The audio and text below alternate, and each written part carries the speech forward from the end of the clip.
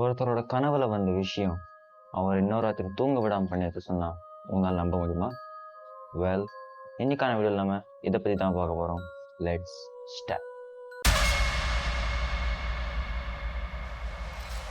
நம்ம பேச போற ஆளோட பேர் ஜான்னு வச்சுக்கலாம். அவருக்கு ஒரு நாள் நைட்டு செம்மையா டயர்டா இருக்கு அப்படின்னு சொல்லிட்டு சரி சாப்பிட்டு தூங்கலான்னு சீக்கிரமா சாப்பிட்டு சீக்கிரமா தூங்கிடுறாரு. அப்போன்னு பார்த்தா அவருக்கு வித்தியாசமா ஃபீல் ஆயிருக்கு. ஏதோ ஒரு மாதிரி டயர்டா இல்லாம வேற மாதிரி. சரி ஓகே, டயர்டா தானே இருந்திருக்கும், அதனால இப்படி ஃபீல் ஆகும்னு நினைச்சிட்டு அவரும் சாதாரணமா விட்டுட்டு இருக்காரு.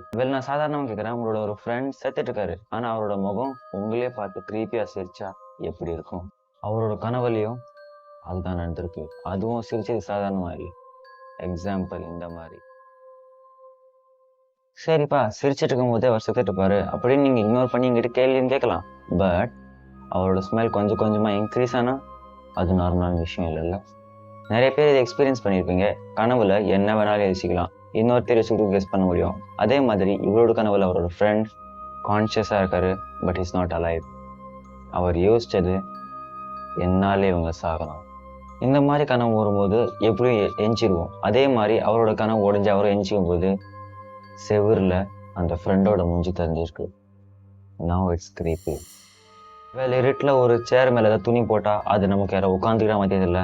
அதே மாதிரி செவரில் அவருக்கு லைட்டாக தெரிஞ்சிருக்கு. அவருக்கு அந்த ஃப்ரெண்ட் என்ன மாதிரி இல்லை, ஒரு 2 செகண்டுக்கு மட்டும்தான். அந்த மாதிரி நேரத்தில் நீங்கள் என்ன பண்ணுவீங்க? இது கமெண்ட்டில் சொல்லுங்கள். அண்ட் இந்த வீடியோ உங்களுக்கு பிடிச்சிருந்தா சப்ஸ்கிரைப் பண்ணுங்கள்.